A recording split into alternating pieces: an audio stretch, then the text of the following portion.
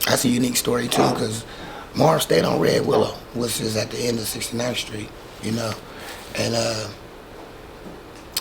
Marv was kind of, it was crazy. Marv was a little nigga like me, real skinny little nigga, but you know what I'm saying, he was savvy with throwing that football. And we used to play this game, you know how everybody get the football. We ain't even on teams. We just throw the ball up, whoever get the ball, run a touchdown. Well, in Oakland, we used to call it Heisman.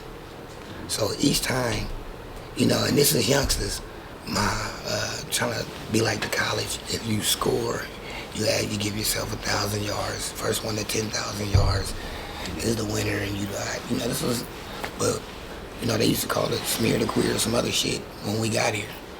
Well, you know, when me and my brother then came, we threw a little Heisman spin, and Marv liked that, you know what I'm saying? So he helped us, you know, induce that name in there. And then, but initially, we met at the Marble Pit. You know, that was new for me when I came to Sacramento, you know what I'm saying? They used to have me at a lot of these places, schools, they been, you know, dug out the grass and dirt, made a little dirt area and stuck holes in it and made Marble Pit, you feel me? And nigga whip out that pack of marbles and have steelies and all this shit. Well, in Oakland, we did jacks and all that shit too when we was young, but the marble shit was new to me. And Marv was big on that. Marv, P. Hound, Dodo, you know what I'm saying? A lot of them, they was big on that. So, you know, I'm watching the game as they do it, and I'll never forget. I walked up to the crowd, and for them, because like I said, it was sectors. It was Marv mentioned them little group, but they was 3 or 4 years younger than me. Then you had my dogs, Brisk Blood, E-Bone, Fat Daddy, you know what I'm saying? They was all right up under me. They was my brother's age. And then you had my cousin Taterbug and them, who was a year or two older than me, and his friends who I hung with. That's why I get the weed from and bring it back to the, you know what I'm saying? So I'm over here being the big dog to the little dogs at the school one day, and I had me some weed. I walked up to Marv Mitch and I started rapping. Richie Rich's Hitler was a killer, Frank Ward was a Mac. Felix Mitchell made money in 20 G stacks. Hitler was a killer, Frank Ward was the Mac. Felix Mitchell made money in 20 G stacks. Moses split the sea, King Tut wore gold, and Jesus he's the king. So the story is told of my posse. We keep jocking the freaks, 24 a day and 7 a week. The old town is always popping, field tops, gold tones. You know what I'm saying? And as a youngster, knowing that shit word for word, he was on that shit, you know what I'm saying? And thus we developed a relationship. I mean, he told me years later, he was like, boy, you spit that shit. It was like, these niggas got game, you know? So we bonded, you know what I'm saying? And over the years, you know what I'm saying? It's like the music, the football, you know what I'm saying? Marv's time was kind of cut short with, you know, his situation and having to go do some time or whatnot, but we were walking in the same path, you know what I'm saying? So a lot of our shit was parallel so far as what we was dreaming about and where we was destined to go. Okay. Let's talk about your first time recording, man. Was that on Marvelous with Smoking the Bomb? Professionally recording on something that actually hit the airways in the stores, yeah. What about before that? What oh, no, hell no. Like I told you, once I got that feeling that, you know what I'm saying, I can make some noise, I had already started making mixtapes and whatever. I mean, I'm talking about back in the days when you put the fucking tape in the top of the goddamn cassette and rewind at the beginning and record with the instrumental. Yeah, I did all that shit. I had tapes of me back in the days of handmade shit like Short and everybody else, you know what I'm saying? So those are floating around here somewhere? Did you make a lot of them? Well, I'm gonna keep it 100 with you. I wouldn't know nobody who would even today have the wherewithal to know that they would be of worth to that. But the one person who always kept something of mine from Meadowview, 6'9" Mall, he passed away last year, a little time before that, that was my little homeboy. You know, he stayed on the next block over from me. So quick as I created something new, he was one of the first ones that was gonna hear it, and he always moseyed me out of a copy. He didn't get a copy of that shit. But he would always come back somewhere far down the line. I either forgot some shit or didn't do a song, so I forgot about it. You know, remember when you did this? Oh, nigga, I need that. Nigga, I was gonna finish that. So he was my one go-to that I could have answered that question, but we lost him last year, so nah. You happen to run into one, shit, I'm looking at you over there with the copy, man. Let me sign this for you too. Boy, this is platinum, boy. How you come across this? I know the homie had it. How you come if across you just sign this? it, just RUP Dog, no date or nothing like that. Nah. Yeah.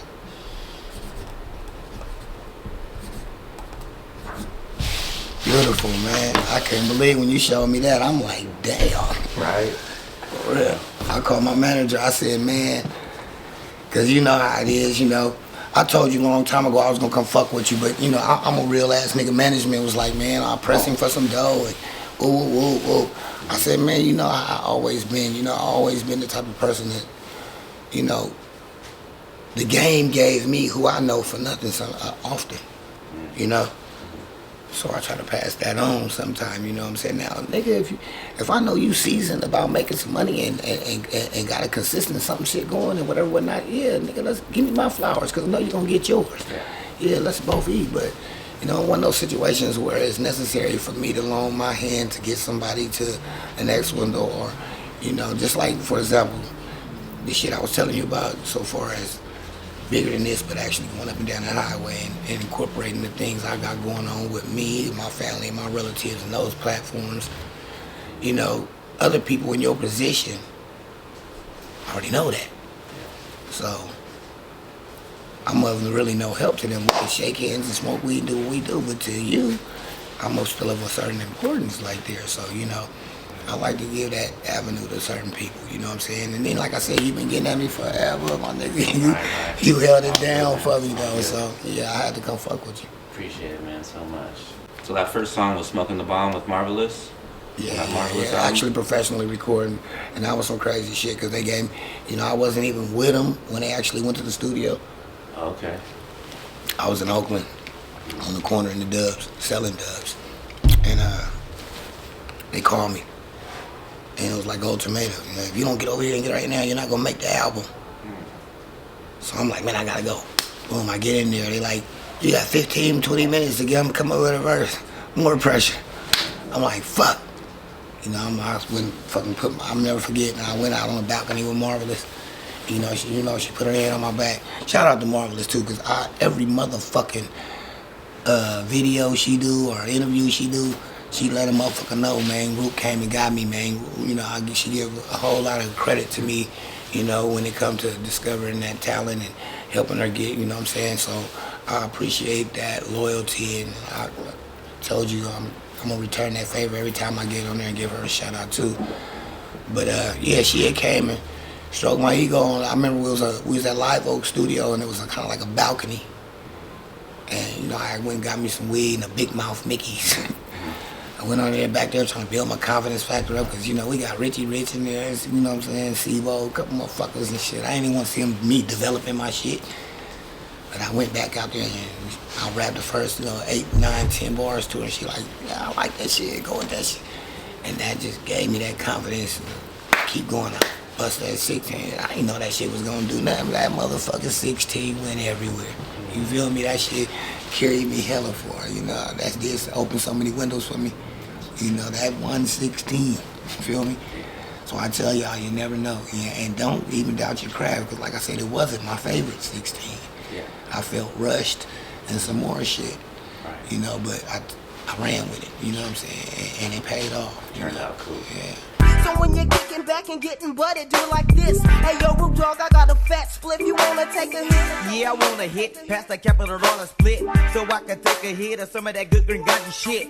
Roll up a chopper, cause once I store it, I can't stop her. I'm on that gin and I wanna let my jaws drop her. Break down the boys and pass a nigga one of them big mouths. I'm ready to get so hot a nigga might just pass out. That it don't split the wind and hit you, how you hella sprung. Toe up lungs, but I'm still smoking low bum. Pass the chronic.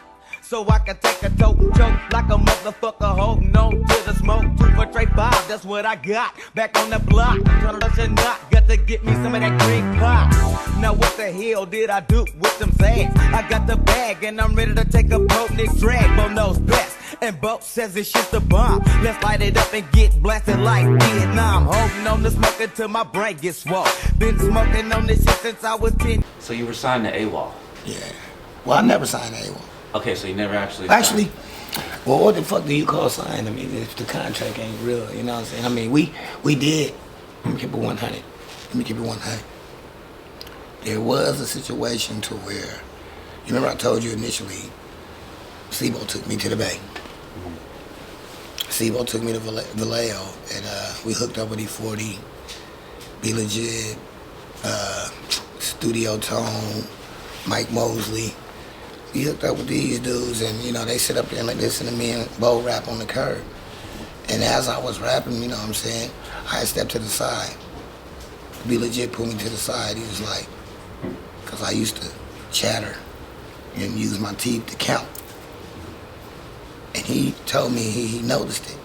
And he was like, once you stop doing that, you know, you're gonna be the shit. But the microphones pick that up. You feel me? So I felt good to even having somebody of a certain credential giving me some input on how to better my craft or whatever, whatnot. It was motivational to me, so you know, I felt like I was in place and I should have been there. So I really got off into it and started trying to show my ass too, you know what I'm saying? And by the time that particular conversation was over, dude, Freddie had called and was like, should I sign him? Bo. And they was telling him, man, you better sign both of these fools. You know what I'm saying? So he like, who was that? You know what I'm saying? Woo woo. He didn't even know I was with him at the time, you know, so get on the phone, you know, he heard me, all right, boom, meet me in Oakland. We was in Vallejo, so we go to Oakland. We get there, he still ain't there. He gave us a phone call, you know what I'm saying? Bo on the phone talking to him or whatever, whatnot. So Bo say, he want to talk to you. So I get on the phone. So I get on the phone, he hit me up, what's up, cuz? You know, instinctively, you ain't finna just hit, don't give a fuck who you is, whatever, whatnot. I hit him back, what's up, blood? And so he hit me, he like, if you didn't come like that, you wasn't finna get a record deal. You feel me? And so, I mean, like, it didn't turn into nothing else, but he expected that out of me, and if he didn't get that out of me, I wasn't finna get a record deal. So with that, you feel me? You gotta understand, I was a Crip-built record label from the gate, you know what I'm saying? I knew how to weave and get off in there, you know what I'm saying? And then, like, you know, even me, myself, a lot of people take interest in somebody who stand their ground, you know what I'm saying? Them niggas knew I was surrounded by, you know, odd possibilities, you know, but you're gonna have to do that to me because I'm gonna be trying to do that to you, you know? So at the end of the day, you know, I stood up to, you know, that test, and, you know, by the next day we was in Fairfield at St. Charles, which is their uncle, which was the distribution company. See, that's how 40 of them had the boom, boom, boom coming in. You know, they uncle St. Charles opened up SMG, which was the distribution company. So they took us out there the next day, and I guess, you know, St. Charles had showed them how to write up some paperwork, and it was presented to me, SIBO. Marvelous wasn't with us at this time. It was me, SIBO, a couple other people, you know, not really important to mention, no disrespect to them, but we signed the contract. Nobody who signed the contract that day got him. But one of them niggas we never seen again after that day. I promise you. Never seen him again. You feel me? But none of them contracts were actually rewarded for what they should have been. We found ourselves a year later given some money and renegotiated with. And by year 2 or 3, we had Ike, Insane Management, as a manager. Which I told you, Ike was in the real estate and other things, whatever, whatnot. So, you know, Ike had a long-term mentality. He like, man, it's gonna work out, y'all. Here's some money, chill out. Because we like, fuck that. It's a year that went by, the contract up. Then you got a situation where Bo, we all went to that because this is where Bo took us. Me, Marvelous, whatever, whatnot. So if you leave, nigga, we leaving. you know, that's how the industry was working and everything. The whole Priority, Jive, everybody was trying to set up their death row camp. They big rapper with his supporting cast and all that, you know what I'm saying? That was that time. So, you know, as collectively, as artists, we was like, if Bo roll, we roll. In fact, I witnessed a couple conversations where Priority negotiated giving him lump sums of money if he was able to bring us over with him, because he was negotiating back then, you know. Shit went a different way, but, you know, I was privy to one of those conversations and shit. And so, yeah, but nobody never really had a solid ass contract. I called it in another magazine, a scholastic adventure. You know, it's one of them things where, you know what I'm saying, nah, you didn't get what you were supposed to get financially out of it, but wouldn't trade it for the world. It taught me every fucking thing. And you know, outside of, you know, people live on and turn into whatever the fuck or whoever the fuck they turn into, but I'm one to recognize the moment that you stood in front of me and did a certain favor, you know, and I'll give you forever those roses. Even if you later become an enemy that I have to say fuck. When I tell the story, I'm gonna tell the truth. At one point, he did a certain thing for me that was noble. You know what I'm saying?